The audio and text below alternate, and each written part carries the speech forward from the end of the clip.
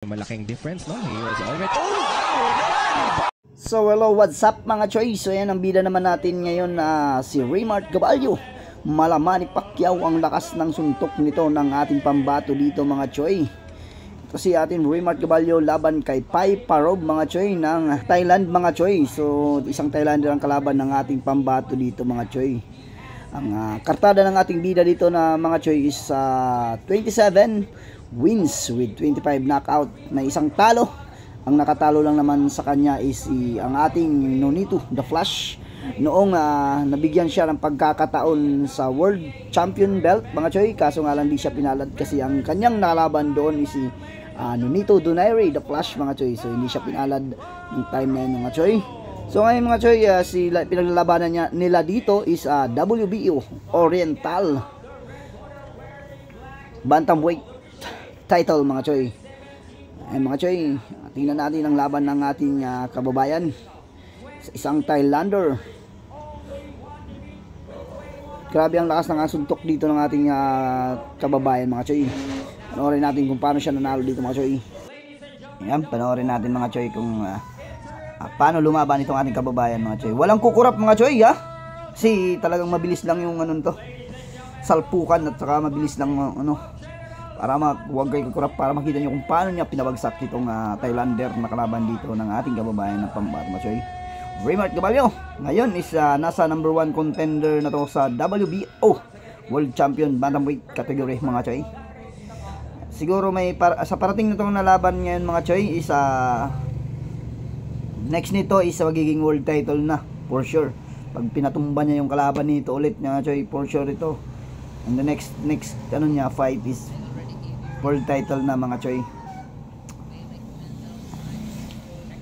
Ito, simulan na mga choy. Let's do this.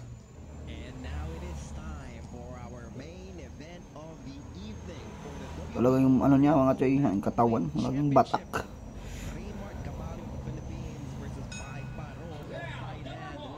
Malaki yung ating kababayan dito mga choy.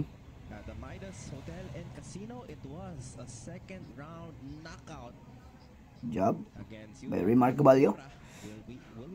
Unang job dito ang ating kababayan. Malaking difference, no? He was already... Hook, uppercut, hook, body shot mga choy. Yung tiklop agad yung Thailander dito mga choy. Aroy, nangisay sa sakit mga choy, no? Grabe lakas nun. Hook, uppercut, sabay body shot, no? Tapos ang laban, ganun lang choy kabilis. Talagang may power tong suntok natin ating pambato dito mga choy, no? Talaga hindi pinatagal ang laban mga choy. Singo wins mga choy. Yan, ito para natin ulit. Hook, ay straight pala yun. Kala ko uppercut. Sabay body shot, no? Hook, straight, then body shot. Yun. Doon lang nagtapos agad mga choy. Hindi man lang pinagpawisan mga choy ng ating pambato ngayon choy. Ay maraming salamat pala sa inyong panunood mga choy. Kung hindi ka pa nakasubscribe, baka naman mga choy. See you again in the next video.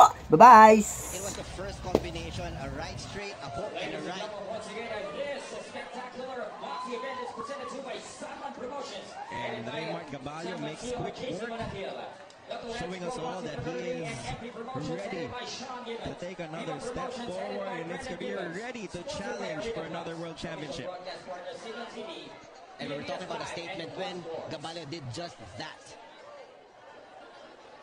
Kaka-intro pa lang natin na yung huli niya was a second round knockout, outdid himself sa kanyang pagbabalik dito sa Midas Hotel and Casino. Ladies and gentlemen, after just 32